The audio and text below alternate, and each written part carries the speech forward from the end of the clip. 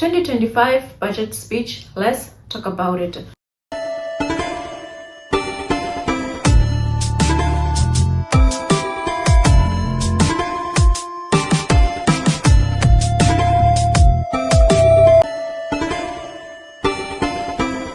My name is Deborah M, and on this channel we talk all things business, tax, and sometimes lifestyle. To the returning subscribers, thank you so much for tuning in again, and to those that are new on this channel, you are most definitely welcome. This girl over here will make sure that all your typical questions that you might be having are catered for. In the recent interesting event, the Minister of Finance finally tabled his budget speech.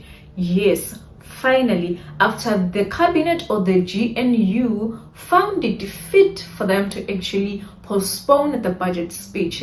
It was very interesting and quite a very surprising turn of events, as in the South African history, the budget was never postponed. Well, I had a lot of questions, so as everyone else, I believe. My thoughts are they could have just gathered media houses for them to announce that the budget speech is postponed, unlike them furtherly wasting public money and going ahead and gathering and making a whole event only to announce that the budget speech is postponed. Anyway, Asilap, we are really not there. That's not the business of the day. Today, I want us to talk about the budget speech itself. I want us to discuss keynote takeouts of the budget speech, like the key take homes of the budget speech. I know many South Africans who are not so financially inclined, or maybe they are not so inclined with the political topics, with finance. They are like, what does this mean for us as South Africans? I mean, you are seeing the news. People are outraging. People are upset to say the decisions that were made by the government are not in their best interest. But today, I just want us to take a moment, a step back, for us to say, really, are the decisions not in our best favor? And if so, then what is it that we need to do? I want us to also focus on some positives to take out of this, because I feel like all the noises that are coming through from all different directions is the government increased the VAT, this and this and that, but what are the positive takeouts of the budget speech? Because I feel like we are missing the positives that came with the budget speech and we are focusing on the negatives. Well, just to give everyone a brief update, the VAT, value added tax, was increased from 15% to 15.5% in the current year, and is also to increase by a further 0.5% in the following year. Meaning in 2026, we are going to be sitting with an increased 1% in VAT, which means high consumption expenditure for South Africans. I understand that that's quite upsetting. However, can we also discuss the positives that came into the budget? The Minister of Finance, after announcing the increase of the 0.5% in VAT, which later will add another 0.5 to make it 16%, also indicated that there are some zero-rated products that are going to be added into the non-VATable basket, meaning into the non-taxable basket. What does this mean? It means that for a normal South African, your groceries that you're going to be buying monthly, some of the items that you used to buy are now not going to be taxable. Let's say, for example, I think this is one item that has brought people talking. It's chicken. Chicken is now zero rated. It has been added into the basket of zero rated items. So here is the catch. It means that if typically you were eating chicken in your household, you used to pay 15% of VAT on that particular meat or poultry item. However, in the current budget as tabled by the minister, you buying the meat now, it means that you are not gonna pay tax on that particular food item. So now the question is it chicken in itself, or is certain parts of the chicken? I know, like, this is very funny.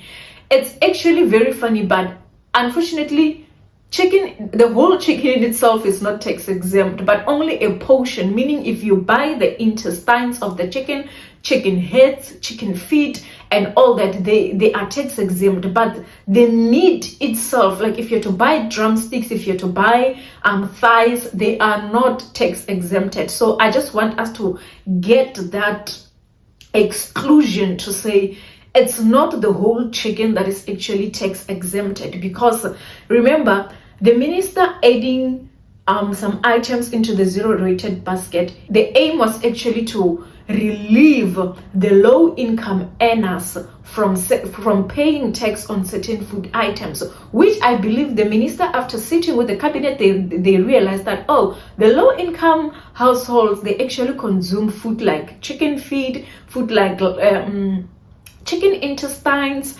chicken necks, chicken heads, da da da da da. Well, very interesting, but it's just a piece of disclaimer that I wanted to put on this. And also some dairy products were included also in the food items. So now the question is, how is this an advantage? It relieves the 15% of some of the products that you used to buy. So we can look at this in a positive way. Unfortunately, for the high income earners, obviously you don't consume certain products that were added in there. So the unfortunate part is that you are not the target. If you are not eating the things that I just mentioned, you were just simply not the target. Even though there is like a whole diplomacy or a whole rage about this exclusions, because it's a thing of, okay, does it mean that the minister is actually trying to indicate that low-income households, they must be subjected to eating chicken feet, blah, blah, blah, blah? That's not the aim. The main point is him trying to meet those that are less fortunate, of which many South Africans have came out and appreciated the gesture of the minister for also adding things like brown beans to the zero-rated grocery basket. So now, let's talk about business. How is the 15.5% going to affect business operations for business owners? Well, it is quite set that the 15.5%, or rather the 0.5, which will later be 1% increase, will definitely affect the way of making business for a lot of South Africans. It is actually starting to gatekeep, or rather keep gate for new entries into the business market. Now making business in South Africa just became expensive, and it is quite unfortunate for us that this will even cause a decline in international investors that are interested in perhaps coming and joining the South African economy. So now we need to understand that each and every product that you buy as a business owner, if you buy it from VAT vendors or organizations that are VAT registered, you automatically pay your VAT tax on that particular product. It is quite unfortunate that most business owners, the stock that we buy it from VAT vendors because they are big corporations. So we just need to understand that from now on, if you're a business owner, the 15.5%, it will cost you to go extensively, or rather invest more in tax planning. Yes, you heard me right. This is the time for each and every business owner in the country to buckle up on your tax planning, as this is gonna affect you. It means that your overheads are gonna skyrocket. Each and every product that you're gonna be buying, it is plus 0.5 in expenses, and it's gonna actually knock even more the heads or the pockets of consumers, because it means that if we want to support, for example, small businesses, they are going to be forced to escalate their prices. They are going to be forced to skyrocket their sales prices or their selling prices, because now their overheads have increased. Obviously, the main purpose of a business is to make profit. So the only way they are still going to